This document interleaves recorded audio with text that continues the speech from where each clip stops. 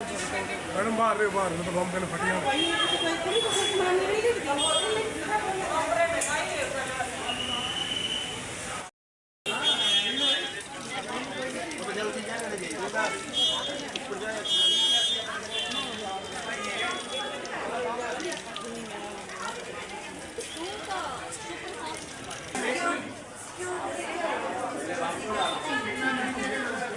अभी भाई सुरेश जी आप फोकस मारे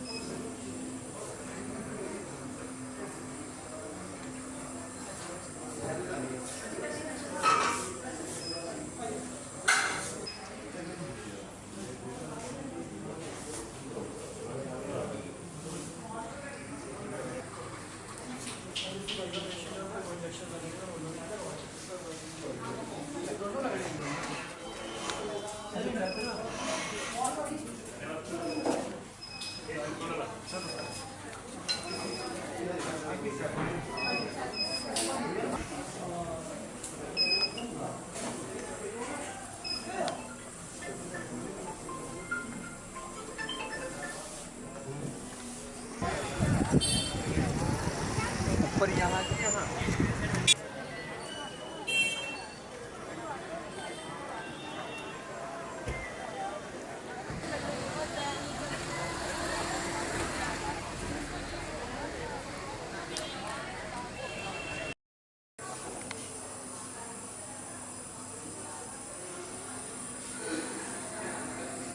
बम से उड़ाने की धमकी। आप सबका पहले मैं शुक्रिया करना चाहता हूँ। आज जब मैं सुबह ऑफिस में गया, थोड़ा नॉर्मल टाइम से मैं थोड़ा जल्दी पहुँच गया, 9:30 के करीब मैं पहुँच गया। और वहाँ पे हमारा ऑफिस में जब 10 बजे ऑफिस वाला आया और उसने ऑफिस की मेल खोली तो सबसे पहले मेल एक हमें आई हुई थी। उसमें हमें स्केयर था, उसमें लिखा था कि मेडिकल कॉलेज और हॉस्पिटल को बम से उड़ाने की धमकी दी गई थी।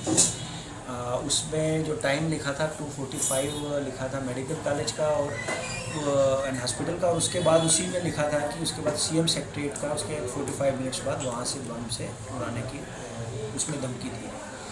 तो इतने में मैं उसके बाद इमीडिएटली मैंने डी साहब को संपर्क किया। डी साहब ने इमीडिएटली मेरे साथ बात की। उन्होंने इमीडिएटली हमारा बम स्क्वाड वहाँ पे एंड SHO को ड्यूटी लगाई, SP साहब से बात की, बम स्क्वाड और डॉग स्क्वाड भेजे। उसमें एक दो इशू था। हमारा यूनिवर्सिटी का एग्ज़ाम चल रहा था। यूनिवर्सिटी के एग्ज़ाम में बच्चों का 10 से 1 बजे तक एग्ज़ाम था। तो डी साहब ने हमें डायरेक्शंस दी कि हम भी यही चाहते थे कि बच्चे डिस्टर्ब ना हो ताकि वो पैनिक ना क्रिएट हो और हॉस्पिटल में भी पैनिक ना क्रिएट हो। तो हमने पहले यूनिवर्सिटी के जहाँ एग्ज़ाम चल रहा था 2 हॉल्स में, वहाँ पे बम स्क्वाड और डॉग स्क्वाड से मूवमेंट की और वहाँ से क्लियरेंस मिली और वो पेपर हमने कंटिन्यू होने दिया। उसके बाद प्रिंसिपल ऑफिस करने के बाद उसके बाद नीचे मेडिकल का जो हॉस्पिटल में भी अभी वो चल रहा है। बाकी आपका थोड़ा सा ये आपको हमारे मीडिया कोऑर्डिनेटर डॉक्टर मानिक आपको इसके बारे में अभी क्या है सर? ठीक है सर, सेपरेशन सब ठीक है, पर एक प्रोटोकॉल रहता है। जब भी ऐसी कोई थ्रेटन मेल आती है या फिर सर को मेल आईडी में आई तो एक प्रोटोकॉल को फॉलो करना पड़ता है। उसी प्रोटोकॉल के कार्यरत जैसे सर ने बताया, डीसी साहब से बात हुई, फिर अभी सभी पुलिस सबसे पहले हमारा था प्रायोरिटी जो बच्चे का यूनिवर्सिटी एग्ज़ाम था आज, तो सबसे पहले ऊपर चेक कराया गया। उसके बाद OPD ब्लॉक खाली कराया गया और उसके बाद फिर हॉस्पिटल का ब्लॉक खाली कराया गया। इसमें डॉग स्क्वाड भी था, बॉम्ब स्क्वाड भी थे, पुलिस के लोग भी थे और अभी ऑलमोस्ट 1-2 वार्ड्स को छोड़ के सारा जो है सैनिटाइज हो चुका है। और इसमें यही हम सबकी राय है कि किसी को पैनिक करने की ज़रूरत नहीं है। ये एक प्रोटेक्टिव मेजर था सुरक्षा को मद्देनज़र रखते हुए कि किसी का कोई नुकसान ना हो। प्राथमिकता हमारी सबसे ज़्यादा प्रोटेक्शन ही थी।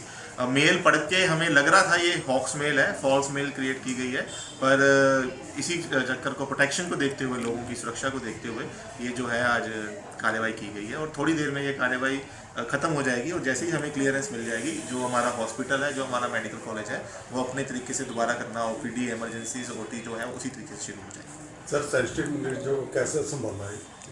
हाँ जी, सेंसिटिव मरीजों को कैसे संभालना है? देखो जो सेंसिटिव मरीज़ हैं, जैसे आप देखो हॉस्पिटल में हर प्रकार के आपको मरीज़ मिलेंगे। अब जैसे ऑर्थो के मरीज़ हैं जिनकी फ्रैक्चर है, टांग है, उनको तो हम बाहर नहीं कर सकते। मेडिसिन में कोई सिक पेशेंट है जिनका सिजेरियन चल रहा है, उनको तो हमने नहीं बाहर किया, उनके पास सिक्योरिटी तैनात की और प्रायोरिटी जो चेकअप की थी डॉग स्क्वाड की, वहाँ की है जहाँ पे लोग बाहर नहीं आ सकते। हम सारे देखो OPD को खाली करा सकते हो आप, वार्ड्स को खाली नहीं करा सकते। अब जो ऑपरेशन चल रहा है उसको आप नहीं रोक सकते, वो भी एक सिक्योरिटी मेजर होता है।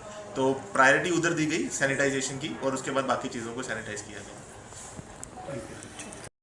मोस्ट प्रॉब्ली वो फेक था, बट हमने प्रिकॉशनरी मेजर लिए क्योंकि उसमें था कि मेडिकल कॉलेज और हॉस्पिटल को बम से उड़ाने की धमकी थी।